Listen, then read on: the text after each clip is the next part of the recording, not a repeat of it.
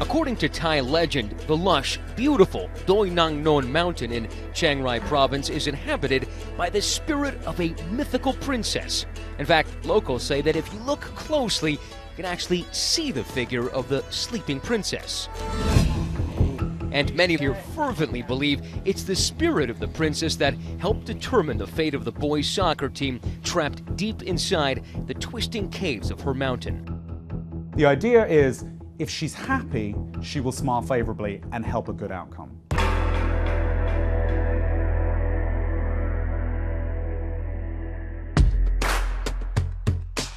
Here on the outskirts of the fabled mountain, under the watchful eye of this majestic Buddhist statue, sits the soccer team's home district of Mae Sai.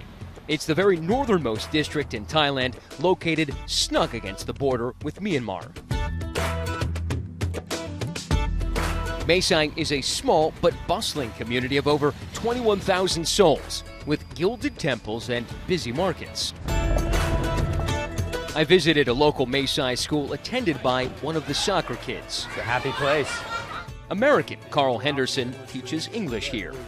They seem really well-mannered, well-behaved kids. They are. They're some of the best behaved kids, but they can play like all children. And just like children all over the world, kids in Mae Sai have a passion for soccer. One of the local youth teams that plays on this slightly ragged soccer field is dubbed the Moopop, Thai for Wild Boars. The team is composed of kids from schools around the district ranging in age from 11 to 16. In the wild boars are ferocious and fierce. Is your team fierce? I've been trying to coach them to be brave and be strong, just like the name of the team. Were the wild boars any good? They didn't expect to win or lose. They just enjoy doing what they love. And indeed, the Wild Boars have a reputation as a cheerful, fun-loving group. There's forward Dom, the leader of the group, quiet left-winger Adun, known for his English-speaking skill, and the goalkeeper, irrepressible Biu. Smart student, and he's a very popular student. He's funny, he likes to joke around. Day 1, Saturday, June 23rd. This video was taken that fateful morning of the Wild Boars practicing out on the field. Posted on Facebook by their 25-year-old assistant coach known as Coach Ake. The boys used to practice on this soccer field a couple of times a week, and they left from here to go on that ill-fated trip to that cave, but not before first stocking up at this store. Now, this is actual video taken that day of the 12 boys and Coach Ake making the roughly 45-minute bike trek up this road towards their destination, the Tam Long Cave complex nestled within that mystical mountain. This cave is enormous. It's not simply the mouth of it full of stalactites and stalagmites. It's 5 miles long with a stream running right through it, pushing right deep into the huge mountain range. 2 members of the Wild Boars who did not make the trip told 2020 that team excursions into the caves were nothing unusual. I've gone inside 4 times. Oh, wow. You've been in that cave 4 times. How long does it take to go all the way in and then all the way out, typically? It takes about 5 or 6 hours, depending on how far we walk inside. Was it scary at all when you went into the caves? Were you ever afraid inside?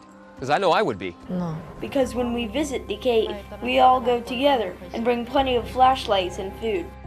And the boys say that the young assistant coach, a former Buddhist monk, was a reassuring presence during those excursions deep into the cave.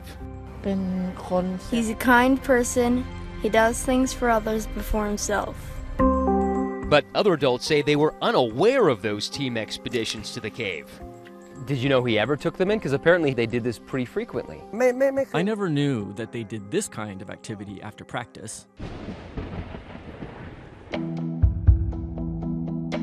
At about 1 p.m., the team arrives at the entrance of the cave, chaining their bikes to a rail and leaving behind their backpacks and soccer cleats before going inside. Later that day, the boys were supposed to gather at the home of teammate Pierpat to celebrate his 16th birthday. A cake is waiting for the occasion, but the team never arrives. It It turns out they are in the wrong place at the wrong time. It is the beginning of the rainy season, and sure enough, while they're in the cave, outside, it begins to rain. And rain hard. As the hours pass without any word from the boys, anxiety deepens. At the time, I felt nervous and worried because the parents told me that the kids went missing and they couldn't reach them. Anxiety turns to alarm when the coach finally learns of the team's trip to the cave. He rushes to the site, arriving at about 7 p.m., but the only trace left behind, those bikes, bags, and shoes left at the front entrance. I was stunned and shocked because I know that cave, and if the water starts rising, the entrance is going to get completely blocked off. The only way in or out of the cave is now blocked by fast-rising water. The soccer team is trapped. Next, the desperate race against time. The flood water is getting higher and higher. How would a massive international rescue operation find 12 kids lost deep within the mountain? Stay with us.